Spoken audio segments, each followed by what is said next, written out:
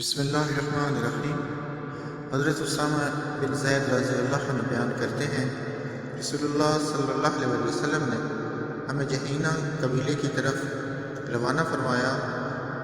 میں ان کے ایک آدمی کے مقابل آیا تو میں نے اس پر نیزے کا وار کرنا چاہا تو اس نے کلمہ پڑھ لیا۔ میں نے اس پر وار کر کے اسے قتل کر دیا۔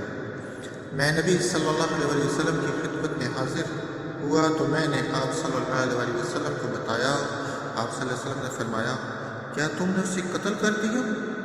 حالانکہ اس نے گواہی دی کہ اللہ کے سوا کوئی معبود برحق نہیں۔ میں نے عرض کیا، اے اللہ کے رسول، اس نے تمہاری جان بچانے کے لیے کلمہ پڑھا تھا۔ آپ صلی اللہ علیہ وسلم نے فرمایا، تم نے کیا اس کا دل چیر کر دیکھ لیا تھا؟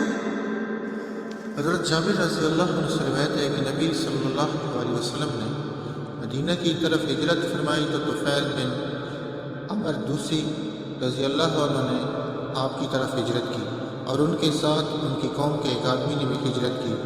وہ شخص بیمار ہو گیا اور اس نے بے صبری کا مظاہرہ کیا اور اس نے اپنی چھری لی، اسے اپنا ہاتھ کاٹ ڈالا، جس سے خون بہنے لگا حتیٰ کہ وہ فوت ہو گیا۔ طفیل بن عمر نے اسے خواب میں دیکھا کہ اس کی حیت اچھی ہے اور اس نے اپنے ہاتھ ڈھانپ رکھے ہیں۔ انہوں نے اس سے پوچھا، تیرے رب نے تیرے ساتھ کیا معاملہ کیا؟ اس نے کہا، اس نے اپنے نبی صلی اللہ علیہ وسلم کی طرف میری ہجرت کی وجہ سے مجھے معاف فرما دیا۔